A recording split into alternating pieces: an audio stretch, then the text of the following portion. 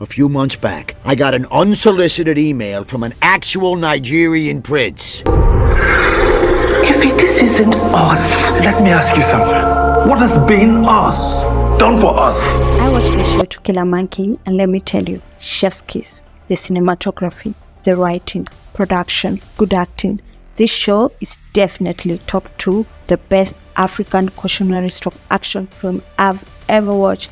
And that's seen a lot because I can really have standards. My standards aside, have you watched it?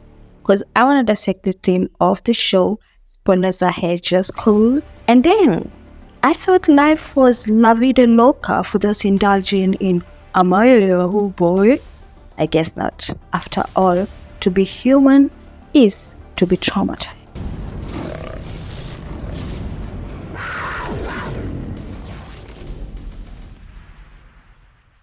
The prince needed to transfer $40 million out of the country. He offered to split that with me if I paid the $5,000 for the transfer fees. And you gave it to him? Yeah, I did. I was sure the guy was on a level because of his bad spelling and grammar. Poverty ain't just the absence of money. Constantly worrying about rent, food, or school fees keeps the body in survival mode with high cortisol levels. Over time, this damages mental and physical health. Why? Because repeated experiences of not having or failure despite effort can make people feel powerless, similar to ding ding ding, abuse survivors. Now, for the children raised in poverty, they inherit fear, poverty mindset, and limited beliefs about what is possible. And this is the stage that we meet our main character and my POV, Efe, an older waiter owing debt to his job with a pregnant wifey who's giving birth that day, by the way. Her haters, a mother-in-law, a dead mom. Yay. I forget biscuits. I take my eyes don't see.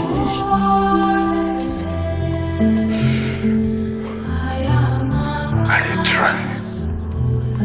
I did walk. This life no just God no life. Just the affair for me. A degree, living hand to mouth, broke, poor, unlucky, you get the drift. His thoughts revealed that he had hated his dad for being poor and happy.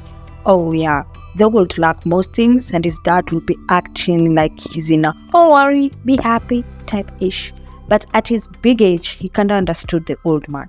The only thing he was in control of were his thoughts. Remember, kids like Efe inherit limited beliefs about their world, which mostly are poor in nature. So he must have had only like 5 thoughts. He's poor, he sucks, he needs money, he's poor, sucks, and needs money. Money is a defense, that's Proverbs. But the love of money or insecure attachment to it is what unravels a man, especially in a modern capitalistic world where wealth is flaunted, noticed, praised, read from your birth, and every working day. It's normal to think that lacking it is a form of a curse, and that's why Efe's manager had the audacity to tell him, God don't like you. Accountability means taking a honest look at your actions that are inspired by your thoughts. Efe didn't know that his thoughts made him who he was. His lack mentality or victim mentality took the spotlight away from his responsibility, having the power to create reality. Because as a man thinks, so he is. So who was Efe, and what does he reflect to us in society? Well, as karma. However, I will quote myself. In my article, I write that Nigeria offers very little to those without financial means. In a society where access to healthcare, sound education, security, and even dignity is tied to wealth, poverty is more than just an economic condition. It's also a form of social exile. To be poor in Nigeria is to be at the mercy of a system built on exploitation and hardship. As a result, the country and everyday man has cultivated a collective obsession with money. It has created a monster with an appetite for wealth that feeds on the desperation of the masses. Almost everything revolves around. There's a rule in life that you should always follow. You live by the sword, you die by it. Whatever method you use in life, good or bad, especially bad, will finally catch up to you. This is the world that Efe found himself in when he reconnected with an alumni that he had saved before, Oboz, aka the monkey. The monkey had lived a treacherous life, had a gang around that revered him, spooky, shady, sneaky, hilarious. Were his dealings? The beauty about money is it can hide all your flaws pretty well. Its ash is, it won't erase it. You'll still be a messed up individual with money, and that's who Oboz was. All the way messed up, dangerous, and hinged. Brav had anger issues, trust issues, no integrity.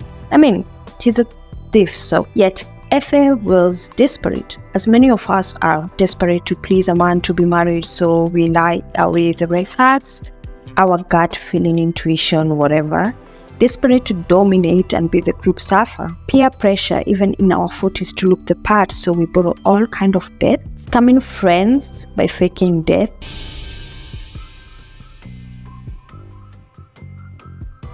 Wait a damn minute. What? Sure, true story, by the way. Human as social beings, I get it. That's who we are, and that's who we've been for the better part of history. It's only changing right now through modernity, but not even, because whatever we won't flex physically, we'll do it on social media to seek validation because we're insecure. Our life doesn't measure up to an Instagram page. I mean, sure. An Instagram page that an influencer like Oboz has posted, yet you don't know that he went to a shrine to do rituals for the money. You can't see that he buys and sells kids. You ignore that he might be mentally unstable and all that shine ain't gold.